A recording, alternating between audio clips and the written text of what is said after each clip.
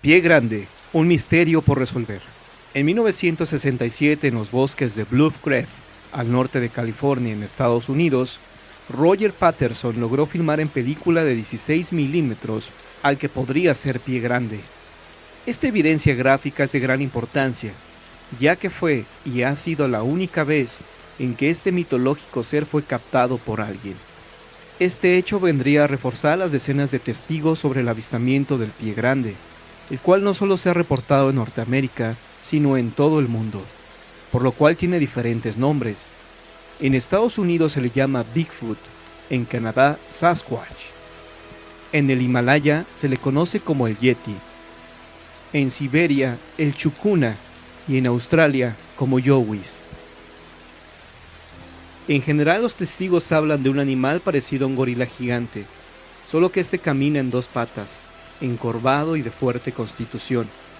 Se dice además que tiene un olor nauseabundo y que solo se alimenta de vegetales. Curiosamente, los primeros reportes de este extraño ser vienen de Australia, a finales del siglo XVIII. El 3 de octubre de 1894, Johnny McWilliams, mientras cabalgaba de Snowball hacia Hinden, en Nueva Gales del Sur, vio a un pie grande, que medía al menos 1,80 m de alto, el cual al sentirse descubierto, huyó.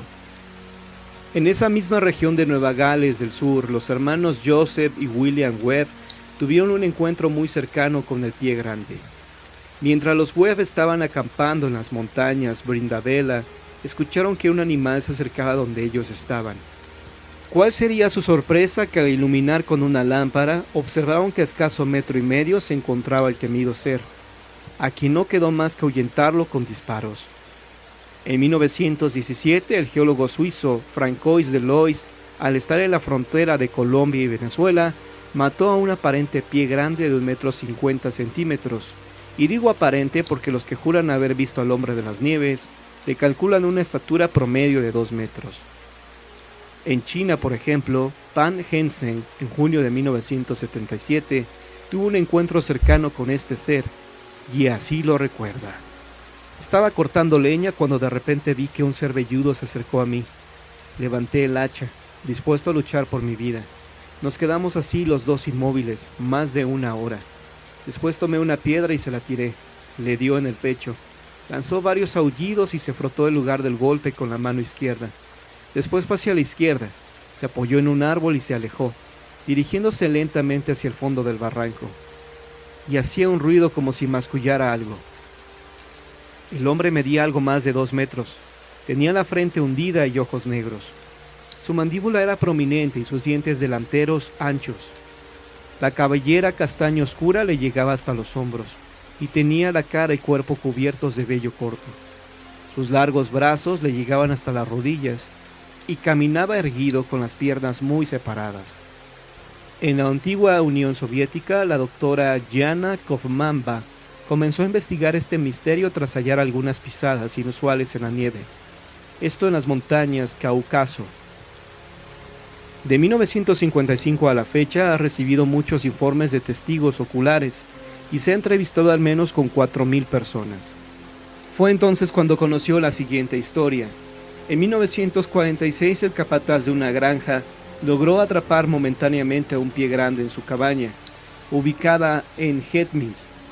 La criatura parecía un ser humano, pero de grandes proporciones y con todo el cuerpo cubierto de pelo. Pero al regresar con una soga, este ya había escapado, derribando la puerta de la choza.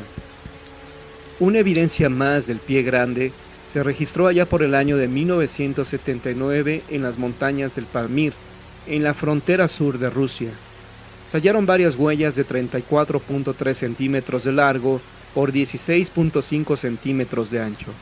Obviamente se le atribuyeron de inmediato a este monstruo, aunque los detractores opinaron que eran simples pisadas de una cabra, pero que al ser derretidas por el sol, daban este efecto. Lo cierto es que algunos investigadores, como Roger Patterson, quien filmó a Pie Grande en Estados Unidos, han logrado reproducir exitosamente el pie a partir de una huella dejada. Lo más reciente que se sabe del también llamado Hombre de las Nieves es que a partir de la película de Patterson se ha llegado a la conclusión de que él no podría ser él, sino ella, pues se le aprecian dos senos. Lo anterior vendría a apoyar una teoría la cual dice que Pie Grande podría ser un hombre prehistórico que aún sobrevive hasta nuestros días. ¿Es esto posible? Sí, ya que en la actualidad se han descubierto varios animales, en especial peces, que los daban por extintos. La interrogante, o mejor dicho, lo más lógico a pensar sería que estos seres se reproducen y viven en pequeñas comunidades, pero que obviamente se mantienen alejados de la civilización, viviendo dentro de cuevas muy remotas. El Pie Grande, al igual que otros misterios, como el monstruo del lago Ness, ovnis, fantasmas, etc., se alimenta de realidad y fantasía.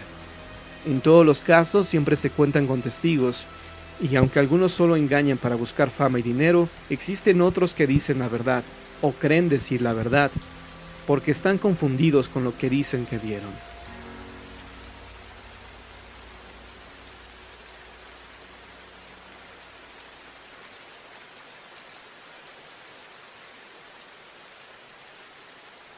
Los relatos del día de hoy han terminado, pero si quieres escuchar más historias, quédate en la permanencia voluntaria de John Misterio.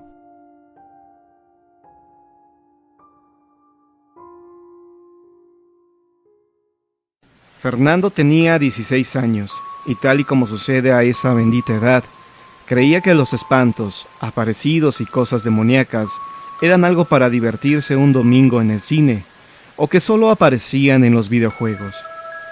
No sin cierta razón. Decía que él le tenía más miedo a los vivos que a los muertos, y se burlaba de la gente que sentía miedo ante lo desconocido. Hasta que un día se encontró en su camino con un tablero Ouija que compró en un puesto callejero, con el fin de divertirse un rato con sus amigos.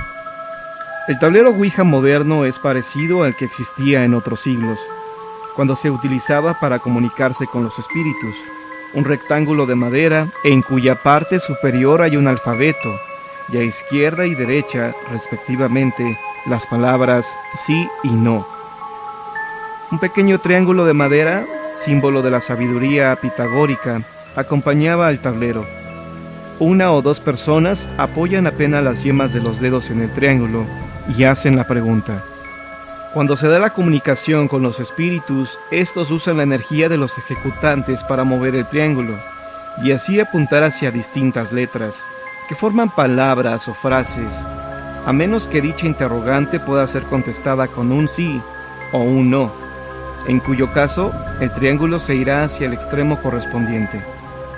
Fernando quería jugar una broma a sus amigos, simulando que los espíritus movían el triángulo cuando sería él quien lo hiciera. Así, una tarde, el muchacho se reunió con Diego, adolescente sumamente impresionable, y con Enrique, el más ilustrado del grupo. Al principio, como ocurre cuando jugamos con fuerzas desconocidas, todo fue bien. Diego preguntó si Paula, su amor imposible, llegaría a quererlo, y para su satisfacción, el triángulo diligentemente contestó que sí. Las preguntas siguieron, hasta que Enrique, un poco aburrido, hizo una propuesta. Dejen de preguntar estupideces, y Fernando, deja también de mover el triángulo. Por si no lo saben, par de ignorantes, se supone que no deben de tocarlo, sino solo poner los dedos un poco por encima de él. Preguntemos algo interesante. Fernando, un poco picado y consciente de la mirada desilusionada de Diego, quien había creído en las respuestas de la Ouija, retó encarándose con Enrique. Está bien, genio. Haz la pregunta. Espíritu, dijo Enrique en voz alta, ¿eres un alma perdida? Los minutos pasaban y nada ocurrió. El rostro del genio comenzaba a esbozar una sonrisa burlona cuando el triángulo se movió. No. Ya, Fer, deja de mover el triángulo. O tú, Diego. Yo no estoy moviendo nada, protestó este. Entonces Enrique miró a Fernando, que se había puesto pálido. Realmente había sentido que el triángulo se movía, y ni él ni Diego lo habían estado tocando. Pregúntale otra cosa, Enrique, pidió el dueño del tablero. Esto es la neta. ¿Hay alguien ahí? Todavía sin creerlo mucho, el aludido preguntó. ¿Eres un ángel? El triángulo se movió. No. ¿Un demonio? Sí. Los tres amigos se miraron. Enrique abrió la boca para protestar, pero Fernando se le adelantó. Espíritu, ¿cómo te llamas? Adonai. Fernando y Diego miraron interrogantes a Enrique, que explicó con la voz extrañamente baja. Adonai es uno de los 72 nombres que los antiguos magos invocaban cuando querían realizar hechizos. Es uno de los demonios más poderosos del infierno.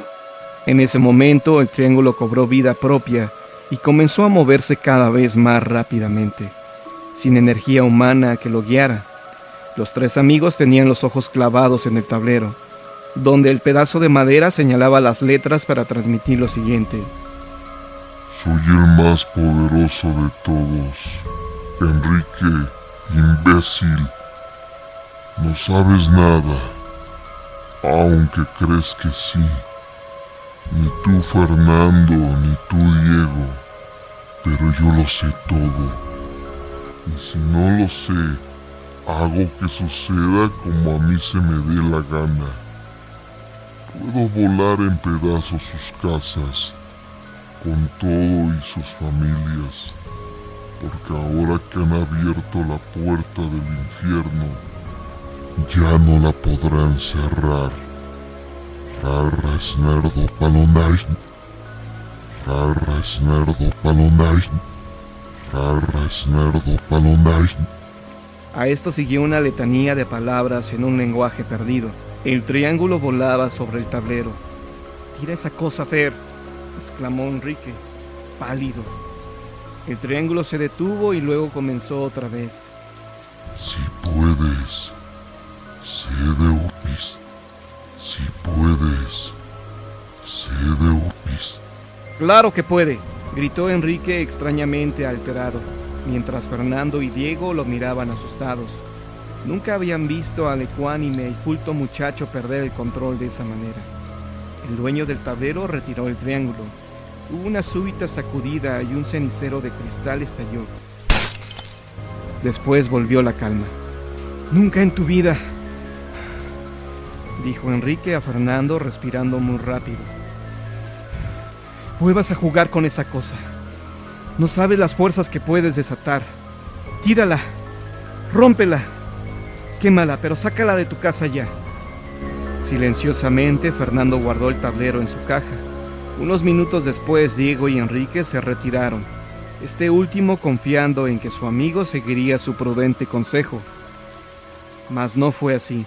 Intrigado, Fernando se llevó el tablero Ouija a su recámara y lo escondió debajo de su cama.